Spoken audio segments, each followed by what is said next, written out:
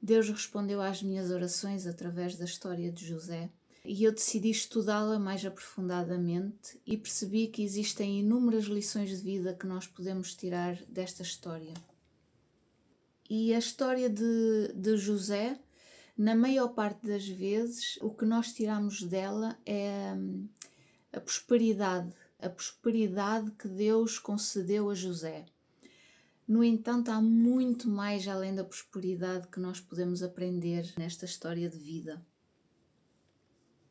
Existem lições para todas as áreas da nossa vida, para a área espiritual, para a área pessoal, para a área profissional. Os posicionamentos profissionais de José tiveram a ver com os seus posicionamentos pessoais e com os seus posicionamentos espirituais, principalmente. Nenhum existiria sem o outro. Todos se juntaram, todos se aglomeraram para um posicionamento que agradava a Deus e que estava dentro da vontade de Deus.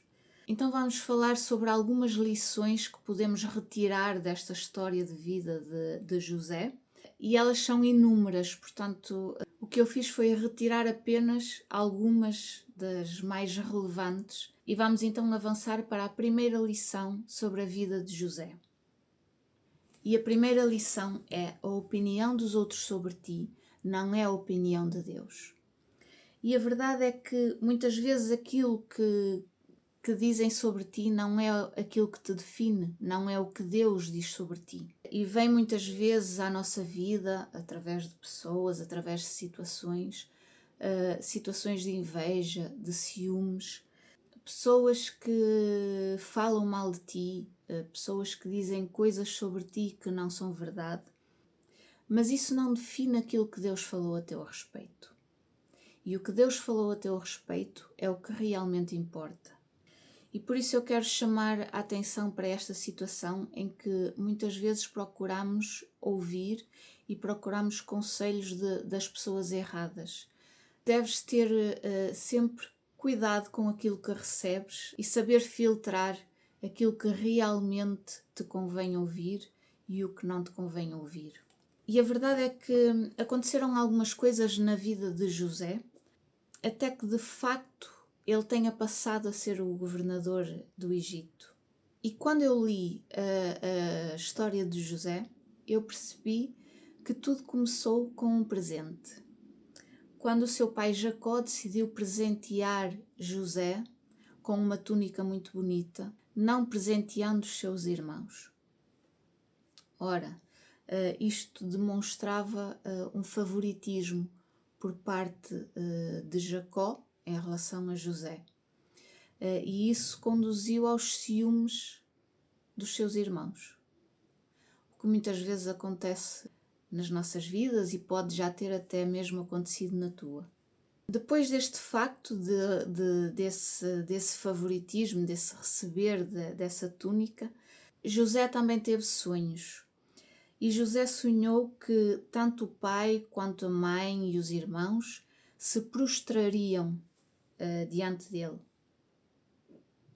E isto revela quase como uma veneração ou até mesmo uma súplica por parte da sua família em relação a ele, a José. Quando José começou a relatar e a contar estes sonhos, isso começou a despertar, além do ciúme, algum ódio por parte dos seus irmãos. E o terceiro facto foi que José contava ao seu pai Jacó tudo de errado que os seus irmãos faziam. José era como uma espécie de dilator da verdade, um dilator do bem.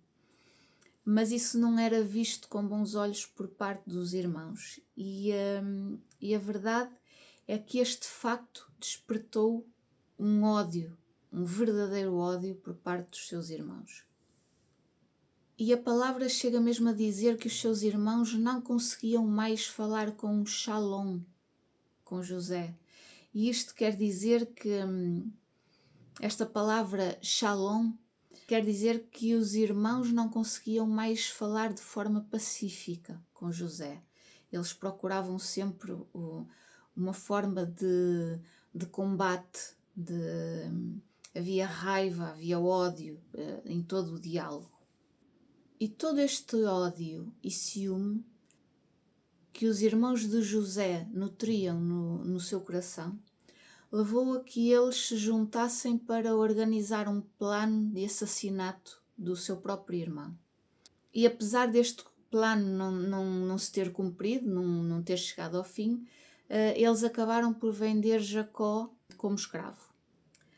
Porém, importa salientar que nem o ódio, nem o ciúme, nem a opinião dos seus irmãos definiram quem era José e o que de facto aconteceria na sua vida. Nada disso teve influência naquilo que Deus dizia sobre José e naquilo que Deus tinha definido para a sua vida. Tudo o que Deus tinha definido para a sua vida acabou por acontecer.